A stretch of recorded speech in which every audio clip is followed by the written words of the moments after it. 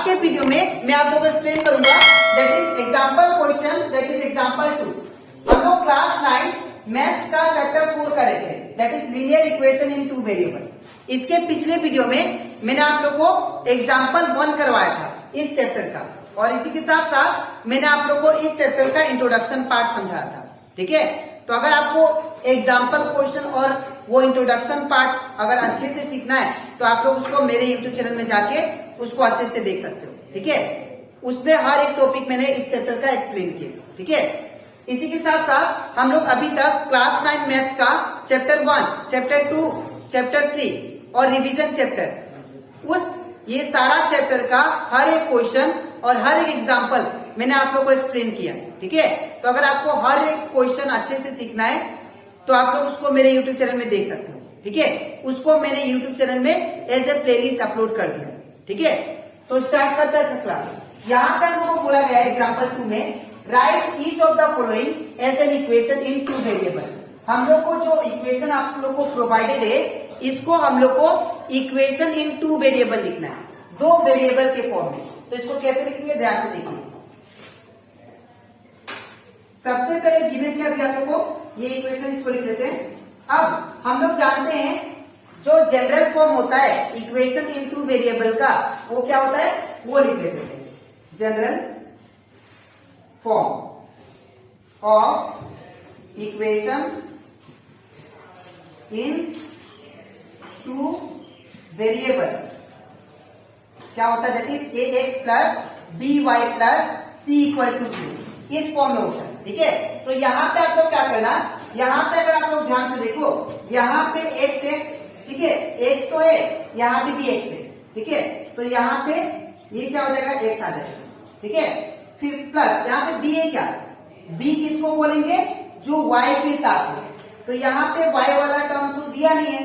ठीक है ना, मैं फिर से बोल रहा हूं, बी उसको बोलेंगे, नहीं तो ऐसे ऐसे समझो आप लोग। सबसे पहले आपको क्या करना, इसको x का x लिख दो, ये जो -5 है इसको इस साइड लेके आना, जो भी राइट वाला चीज होगा इसको लेफ्ट साइड लेके आना। तो क्या होगा, -5 है, इस तरह से क्या होगा, +5 इक्वल टू 0।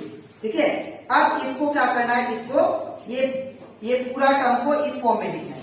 कैसे लिखेंगे, यहाँ पे x वाला टर्म तो x वाला है, तो ये x एज इट इज होगा, बट y वाला टर्म जो है, y वाला टर्म यहाँ पे नहीं दिया है। ठीक है, तो अगर y वाला टर्म नहीं दिया आप लोगों को तो क्या करना है, प्लस 0.y लिखना है।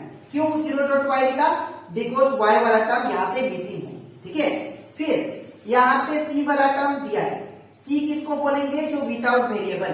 तो यहाँ पे विदाउट वेरिएबल कौन है, +5 है, इसलिए ये आपका c का वैल्यू है। ठीक है, तो +5 इक्वल टू 0, इस फॉर्म में आपको रिप्रेजेंट करना है। ठीक है, मैं फिर से बता देता हूं, सबसे पहले आप लोगों को क्वेश्चन को लिख देना है।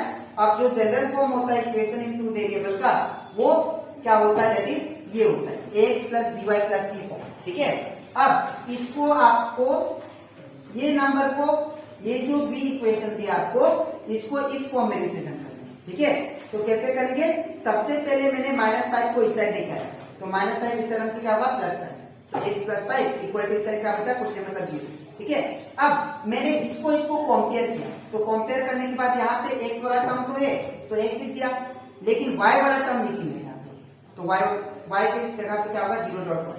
ठीक है, जो टर्म मिसिंग होगा 0 डॉट लगा देंगे। ठीक है, अब यहाँ पे 5 है, 5 किसका टर्म है, c का है, तो +5 लिख दिया। ठीक है, अब हम लोग करते हैं क्वेश्चन नंबर 2, इसको भी सेम करेंगे। सबसे पहले क्या दिया, y इक्वल टू 2, इसमें भी लिख देते हैं जो general form of equation in two variable क्या होता है, that is a x plus B Y plus c equal to 0। ठीक है ना, तो आपको क्या करना है, अब आपको ये वाला मैंने बोला था, राइट वाला चीज को आपको लेफ्ट में लेके आना है। तो ये क्या हो जाएगा, दैट इज वाई का वाई, अब ये इसके आगे कुछ नहीं, मतलब प्लस है साइड, इस साइड आंसर क्या होगा, माइनस, तो y-2 इक्वल टू इस साइड क्या बचा, 0। ठीक है, अब क्या करना है, आपको इसको कंपेयर करना है। तो जब इसको अगर कंपेयर करें तो यहाँ पे x वाला टर्म मिसिंग है, ठीक है। तो अगर x वाला टर्म मिसिंग है तो आपको क्या लिखोगे यहाँ पे 0.x, क्यों? बिकॉज x वाला टर्म मिसिंग है। लेकिन y वाला टर्म दिया आपको, ठीक है ना, ये वाला y वाला टर्म है तो क्या लिखोगे +1, और c वाला टर्म भी है तो क्या लिखोगे -2 = 0। तो ये आपका हो गया that is ax + by + c form, ठीक है। That is linear equation in 2 variable form, ठीक है। अब यहाँ पे एग्जाम्पल 2 का 1 and 2 कंप्लीट हो जाता है। अब इसके नेक्स्ट स्लाइड में मैं आप लोग को 3 and 4 सिखाता हूँ, ठीक है। तो इसके बाद हम लोग करते हैं दैट इज एग्जाम्पल 2 का क्वेश्चन नंबर 3। इसको भी हमें सेम करना है। इस इक्वेशन को हमको लीनियर इक्वेशन इन 2 वेरिएबल के फॉर्म में लिखना है, ठीक है। तो सबसे पहले हम लोग ये इक्वेशन को लिख लेते हैं 2x = क्या दिया 3, ठीक है। अब हम लोग जानते हैं जो जनरल फॉर्म होता है, general form of linear equation in 2 variable, वो क्या होता है that is x + by + c form, ठीक है ना। तो अब आपको क्या करना है, ये इक्वेशन को इस फॉर्म में लिखना है, ठीक है। तो सबसे पहले क्या करेंगे, जैसे मैंने आप लोगों को बताया था, जो भी राइट वाला चीज होगा उसको आप लोग लेफ्ट में लेके आना, ठीक है। तो यहाँ पे क्या है, इसका आगे प्लस है तो +3 है, इस तरह से क्या होगा -3। तो यहाँ पे कर देंगे 2x - 3 = 0, ठीक है। अब आपको क्या करना है, इसको कंपेयर करना है। तो जब इसको आप लोग कंपेयर करोगे तो जो भी यहाँ पे देखने से अगर कंपेयर करें तो x वाला टर्म मेरे पास दिया हुआ है, ठीक है ना। ये x वाला टर्म मैं लिख देता हूं, बट यहाँ पे y वाला टर्म नहीं दिया, ठीक है ना। तो अगर इन दोनों को कंपेयर करने के बाद मुझे x का टर्म मिला तो x लिख दिया, ठीक है। लेकिन y वाला टर्म मिसिंग है, तो अगर y वाला टर्म मिसिंग है तो क्या करेंगे लोग, यहाँ पे लिखेंगे +0.y, ठीक है। और यहाँ पे c वाला टर्म क्या दिया -3, यहाँ पे क्या होगा -3 = 0, ठीक है। तो आई होप आप लोग को ये क्वेश्चन भी अच्छे से क्लियर होगा, ठीक है। अब हम लोग करते हैं क्वेश्चन नंबर 4। तो क्वेश्चन नंबर 4 में दिया है दैट इज 5y = 2। तो 5y = 2। तो सेम हम लोग करेंगे, सबसे पहले जनरल फॉर्म लिखेंगे। तो जो जनरल फॉर्म होता है, general form of linear equation in 2 variable,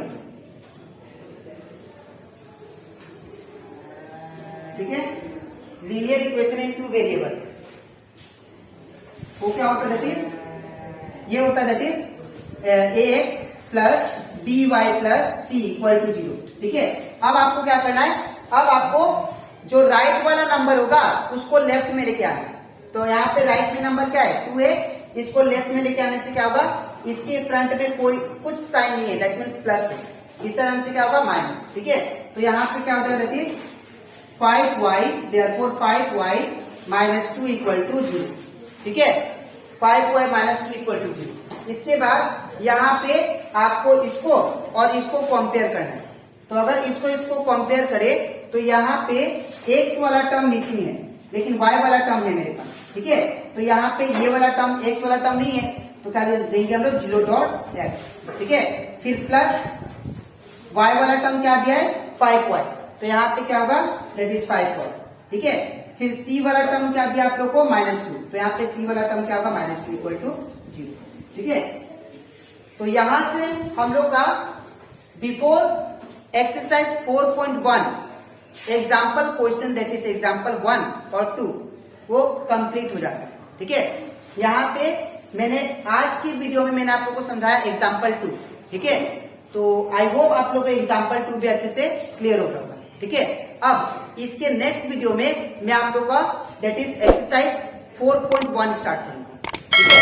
तो अगर आपको एक्सरसाइज 4.1 अच्छे से सीखना है तो आप लोग इसका नेक्स्ट वीडियो के लिए वेट कीजिए, ठीक है। तो आज के लिए इतना ही, मिलते हैं नेक्स्ट वीडियो में।